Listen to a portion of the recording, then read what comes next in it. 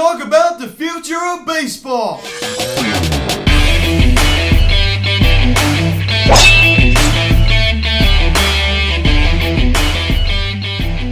Yo, what is going on, everybody? Welcome to the Philly Stats Show videocast. We're addressing the future of baseball and what is wrong with the game and what needs to change. Now, guys, before I get into this video, please subscribe if you have not yet. Please hit the notification bell. Please like this video, comment on this video, share this video. And let's get into this. So I'm going to make this video for a little bit of a while now.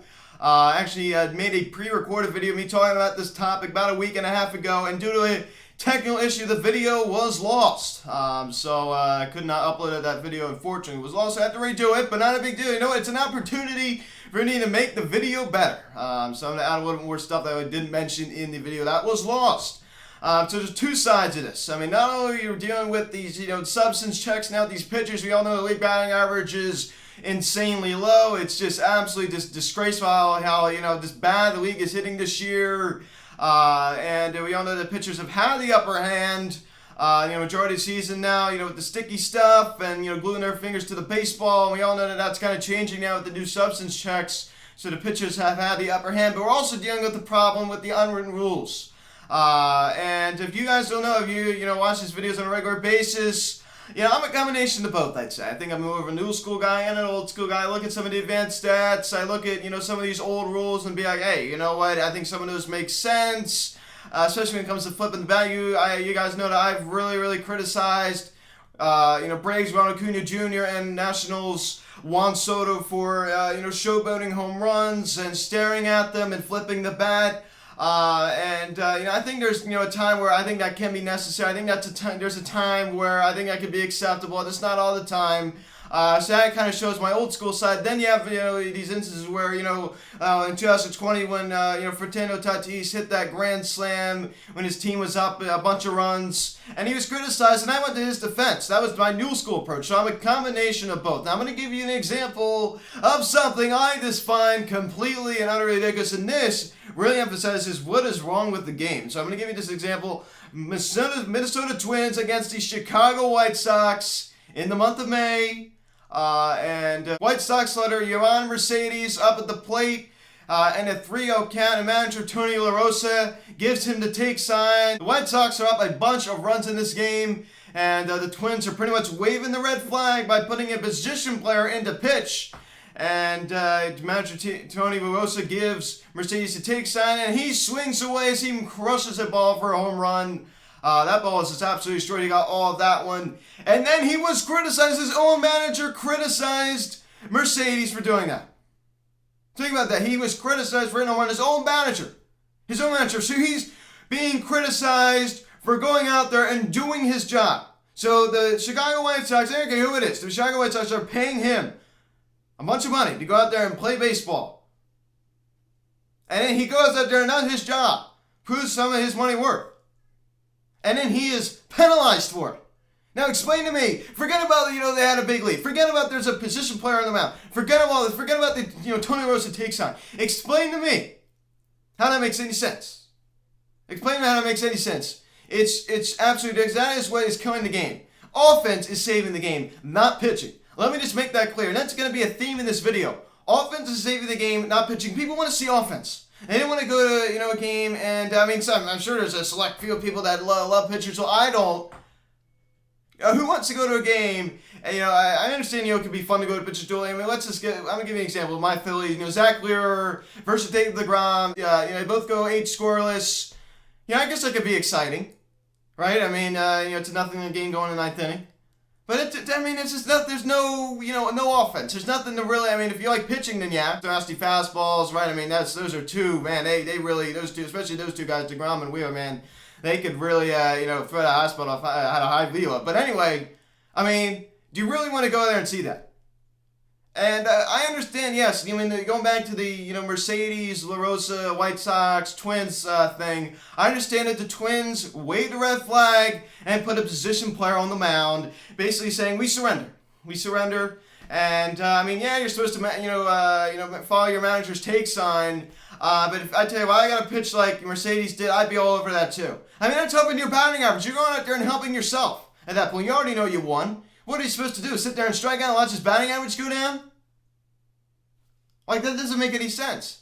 That does not make any sense. And Rosa, this is a guy who's so old school. And then when he was asked about it, he said there's consequences for your actions. So let me just be clear. So there's going to be consequences for going out there and doing your job.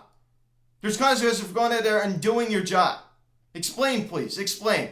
And this happened. I think I briefly mentioned in a game recap along the way when this happened, but I didn't have time to sit down and make a full-on video about it like I'm doing right here, right now.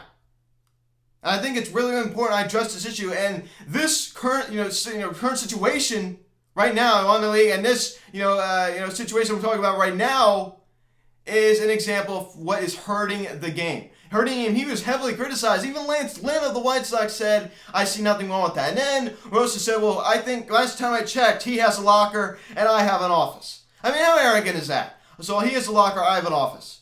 He needs to, he needs to butt his lip. Something like that. Something along those lines. Arrogance at its finest. Arrogance at its finest. So I'm not really going to dig into the whole White Sox, drama with their locker room or anything like that. But all I'm saying is, I think they're wrong in a lot of ways. That's all I'm going to say. I really, really do. And I see nothing wrong with what Mercedes did. And even going back to 2020, with Fernando Tatis in that grand slam with the Padres were up a bunch of runs. And then you see a guy like Chris Russo on, High Heat, Mad Dog. Oh, you're not supposed to do that. It's not good for the game. I mean, are you kidding me? Are you kidding me? There's nothing wrong. And then he had to apologize. Fernando Tatis Jr. had to apologize. That is absurd. You're not supposed to swing 3-0 and... it's called an unwritten rule. You know what that means? It's unwritten.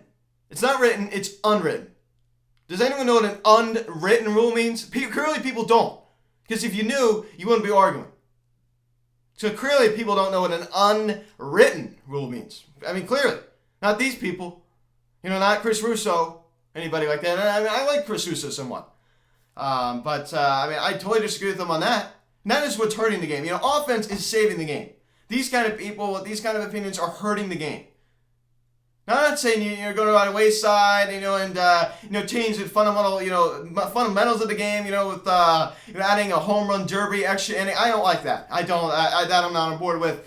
But some of these unwritten rules are ridiculous. And then you see the Commissioner Manfred say, oh, let the kids play, let them have fun. And then when the kids play, they're punished. Like Nicholas Castellanos, for example.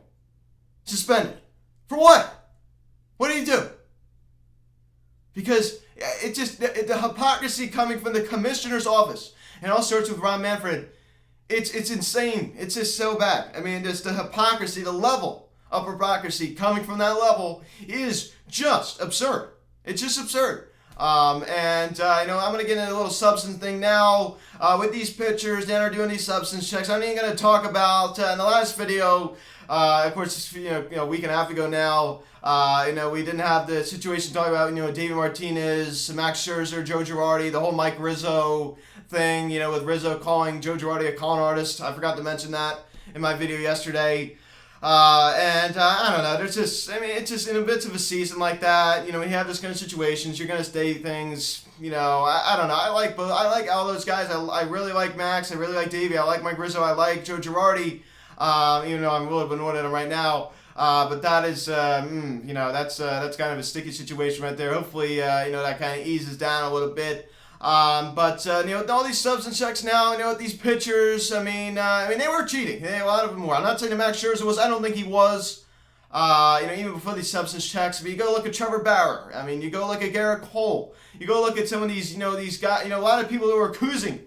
And you go and look at, Trevor Bauer, the baseballs that he threw in games, were taken to the commissioner's office to be investigated. So that's another problem with the game. This cheating. You know what I'm saying? And, I'm glad that, Major League Baseball's doing something about it. And you go look at, Josh Donaldson saying, I got a whole list of people, of all these pitchers that were cheating.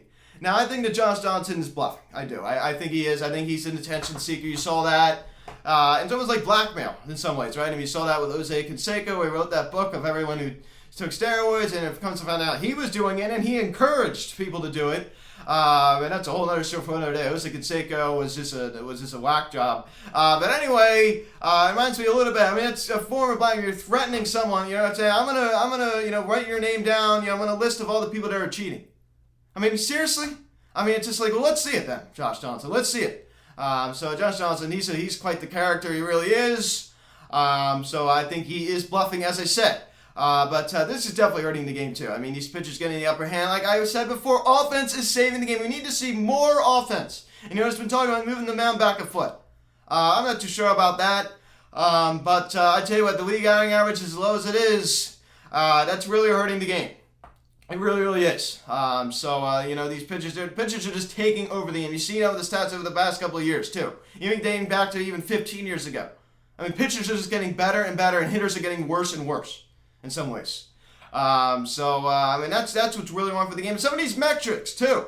Some of these metrics are also hurting the game.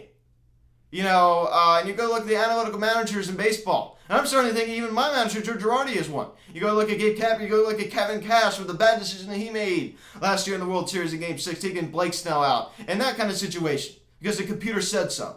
People don't want to go, I'm glad they made that, that 3-batter rule. People don't want to go watch the game, at the 1,000 pitching changes. People can't stand that. Now, I understand it, because I understand the game. You can look at it at a casual fan standpoint that doesn't know a lot of the players, and is just there to have fun and enjoy the game. You're going to be like, what the heck is going on here? They're going to be like, what the heck is going on here? I mean, I don't want to see all these pitching changes. So we need to see more offense. We need to speed the game up, too. You saw, with the pitch clock. You even saw that rule in 2015 where they said you couldn't step out of the box. I mean, that went away really fast. And that's a little excessive. It is. Instant replay I think is fine. But honestly, I think that the way instant replay should go is if I think they should do like a crew chief review. I think it's a close play. They're just going to review it regardless. Not have a team challenge. That's a possibility. I even made a video back in February of this year talking about what's wrong with free agency, and I feel like that also ties into this video too. How long it drags out. And I even talked about some of these issues in that other video. Another thing I want to talk about, and I'm just going list by list here in my mind, is MLB blackouts. MLB blackouts make absolutely zero sense. Blackouts of, pretty much any kind in sports don't make a whole lot of sense, but especially in here. I mean, I'm going to give you an example. In May, the Phillies were in Washington, D.C. I wanted to watch the game, and I couldn't. It wasn't on the My Teams app. It wasn't on the My Teams app, and it was the MLB game of the day. They were in Washington, D.C., and I couldn't watch the game. Yeah, that's right. I couldn't watch the game.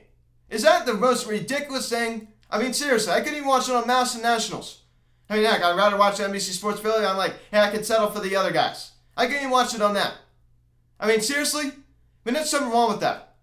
It's just, you know why? Because they preach, let the kids have fun, let the kids play, and then their own greed takes over. These owners.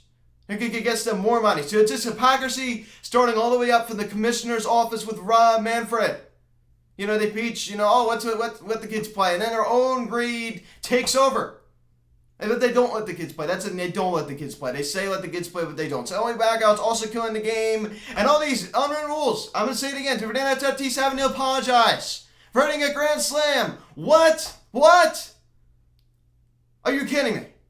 Where are we right now? You have to apologize for doing your job. Seriously? I mean, that's really just that is the silliest thing I think I've ever heard. So this is what's wrong with the game. Let me know what you guys think. Comment down below. Do you agree with what I said? I think the game definitely needs more offense, right? I mean, you saw, hardened up the baseball. You saw that little conspiracy theory that Pete Alonso talked about. The owners, big free agent class of hitters coming up. They're going to harden the baseball to save the owners more money. That way, cheaper price. And then there's a big, pitching class coming up. They're going to juice the ball up. That way, the ERAs are higher. Their numbers are higher. That way, they just have to pay less money. So that's not proven, but it's an interesting theory. So guys, thanks for watching this video. Please subscribe if you haven't yet. Please notification bell. Please like this video, comment on this video, share this video. Check out the social media link in the description section. At Phillies House of Instagram, check out Instagram, call or text 267-225-5292. Email me, phillieshousef@gmail.com. I'm going to say it again. Hopefully you guys enjoyed this video. Let me know what you guys think down below. So thank you guys so much for watching. I'm Luke, and I'll talk to you later. Hopefully you guys enjoyed this little video. I'll see you guys.